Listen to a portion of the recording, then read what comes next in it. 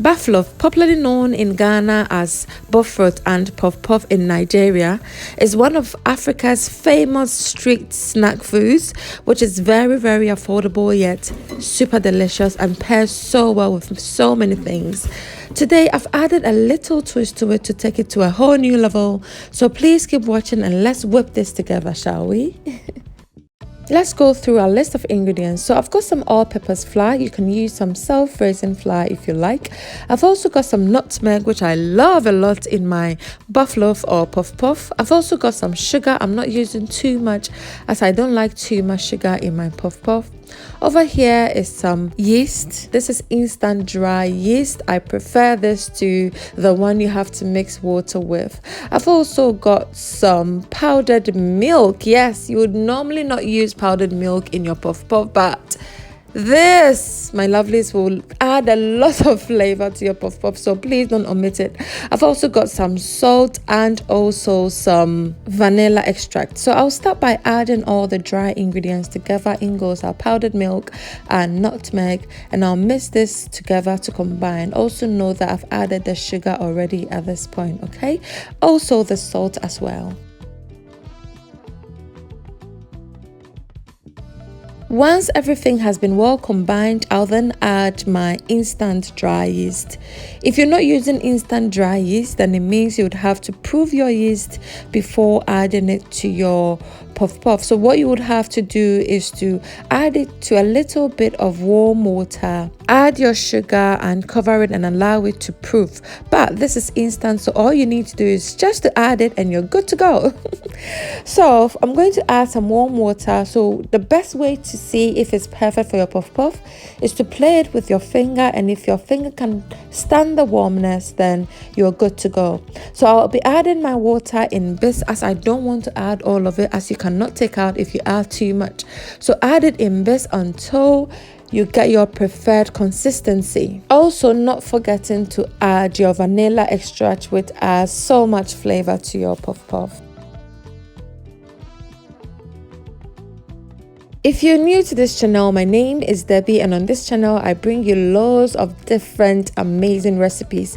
Please do subscribe and join the family grow and help my channel grow as well, okay? Thank you, and thank you to all my returning subscribers. So I'll mix this to combine and whisk a lot of air into it. Doing it this way will allow your Puffpuff to rise quickly before frying it.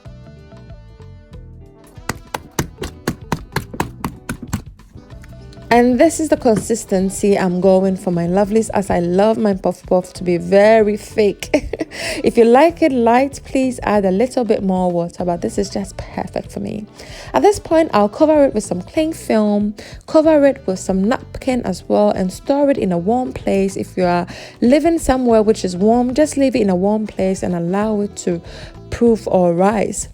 However, if you are in a hurry and you do not live in a warm place, you can leave it on some hot water and it will actually cut the time which you would allow it to rise into half. So if you let it sit for 1 hour in a warm place, doing it this way would let it rise in half an hour, and voila, our dough has doubled in size beautifully. So to scoop this, you need some water on the side so it doesn't stick on your hands. And take note, my hands have been washed cleaned. I will mix it together just to allow all the air to go out. And to scoop it into the oil, I'm just going to demonstrate this to you. So dip your hand in some cold water, scoop some enough into your palms, toss it into the air, and once it's rounded beautifully, tear it within your thumb and your forefinger, and you'll get your beautifully looking round Puffpuff. And yes, demonstrating it the second time. So now let's toss it into the oil, toss it into the air, and break it between your thumb and forefinger into the oil. Before tossing it into the oil, please make sure that your oil is hot enough, or else if it's not hot enough, it will sink once you toss it into the oil, and if it's too hot, your Puffpuff will burn. So just make sure that it's just right and just toss it in as I'm demonstrating on your screen. At this point, I'm frying it on medium-low heat, and once it all comes to the surface, I will turn it to a little bit low as well. You'll see that once it touches the oil, some of them will flip by itself. However, if it doesn't flip, use a skewer to aid it to turn it onto the other side and allow every side to fry beautifully. So once you have aided it with your skewer, come in with your spatula and turn it around with your spatula just to make sure that every side is beautifully and well fried.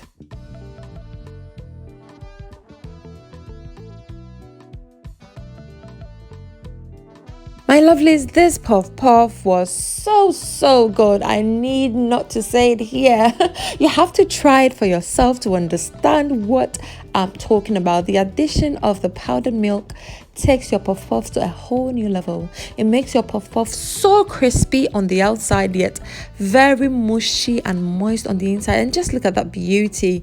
At this point, our puff puff is ready as it's golden brown and the inside is also well cooked. So you'd have to take it out of the oil as you do not want it to fry even further. However, it's always down to preference. If you want it to be a bit darker, of course, leave it in the oil for a while. So I'm going to put it in my strainer lined with some tissue, just so that the tissue will absorb all the excess oil. Again, I'll transfer it to another plate lined with extra tissues to absorb any excess oil. And let's break into one to see. Just look at that, so mushy on the inside yet crispy on the outside. Let's break into another one to see.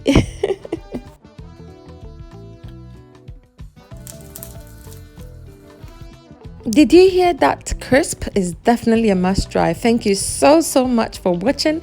Please don't forget to give me a nice thumbs up. Kindly like, comment and share, as is the only way to support my channel grow. Thank you and see you in my next one. But until then, remember that I love you all, but God loves you the most. Bye for now.